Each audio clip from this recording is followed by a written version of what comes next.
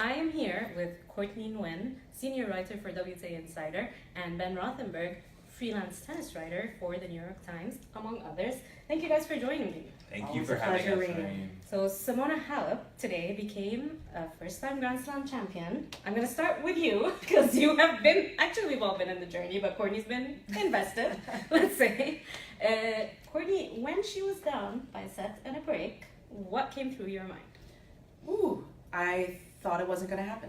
I think that at that point, much like Simona Halep, I thought, okay, well then, I thought Sloane Stephens was playing incredibly well. I thought that she did exactly what she needed to do to unwind Simona Halep, and I don't even think that Halep was playing poorly up until that point. Just a couple break points going each player's way, with Halep not converting in the first set and Stephens converting on her singular break point in the first set. So it still felt tight. I definitely felt like the scoreline was not particularly fair in that moment. It never felt like Stephens was outplaying Halep that much to be up, 6-3, 2-love. But we've seen so much, and we've seen, Halep, and I've seen Halep, losing 6 of her last 7 finals, obviously 0-3 in her major finals up until that point, that you just didn't trust or know what Halep's reaction was going to be there. But I really did chalk it up to the fact that I just didn't think that Stephens was going to drop her level. I didn't think that Halep was necessarily forcing her to play at a red line level, really. I thought that she was playing comfortably well. So yeah, I definitely didn't think that it was going to happen today at that point. Ben, what do you think happened differently? Did Sloane drop her level? Did Simona do better? In your eyes, what do you think happened? That was what I was just thinking about when Courtney was talking. Like, my gut instinct is that Sloane's level did drop. Yes. For sure. And she just seemed to get tired or tight or both.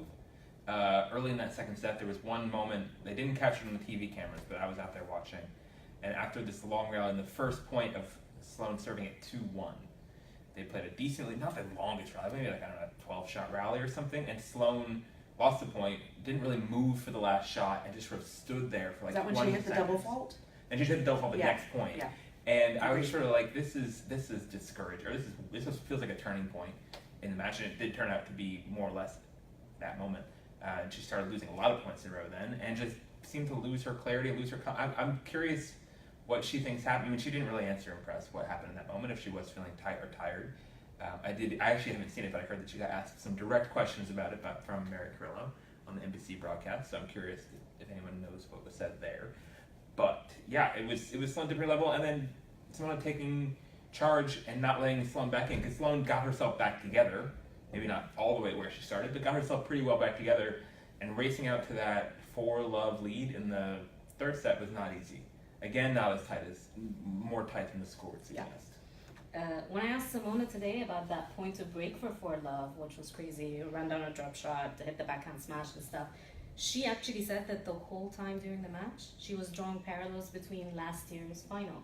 So what do you make of how mentally strong that must be from her? Because if you're literally thinking about your loss from last year's final, but you are able to pull that off, what did you make of how she handled it? Yeah, I mean, you've pulled me out as I'm trying to write up my thing and my piece on it, and I'm currently discussing exactly that, which is that, we talk about, and then a lot of the discussion surrounding Simona Halep going in major finals has been about, can she banish her demons from the 2017 French Open final, which was, to me, one of the most crushing final losses and capitulations that I've seen, at least for my time being a tennis reporter on the women's side. And the thing is, though, she didn't banish the demons. That's the thing. She embraced them, and she almost let the demons continue to remind her, no. Like, don't fall back into that trap. Don't think that you're in the lead and it's unassailable. You've literally been on this very court 12 months ago, and you saw what happens when you take your foot off the gas pedal, when you let a player back in. And so I felt like with Halep, yes, she elevated her level a little bit. I do think that Sloane, Halep went on to win from a set in love 2 down 12 of the last 15 games. Mm-hmm. So there was a drop off from Sloane, absolutely. Mm-hmm. But what I really thought was interesting was that for being down a set in love 2, that her level was high, and she maintained that level, if not got better throughout the match. And I think that, knowing what had happened last year, which she said also when she was down a set in a break, that she said, I remember once I started winning games, I remembered, hold on, last year I was up a set in a break, and I literally stood here and watched somebody do it. I can do it too, and I can come back, and this isn't over. So, I think that is what my takeaway is. It's not so much, I mean, it is obviously mental strength to be able to be having your mind thinking about all these things at the same time. And, we certainly, sitting from the outside, were drawing the parallels immediately, like, oh, she's 3-0 up. Oh, she's got a point for a double break lead. Oh, we've been here before. But the fact that I think that she was actively seeing all of that happen and how that match was playing out and just remembering, I think that maybe in a way it triggered her to step up and to play differently. And she did. She played this final very differently.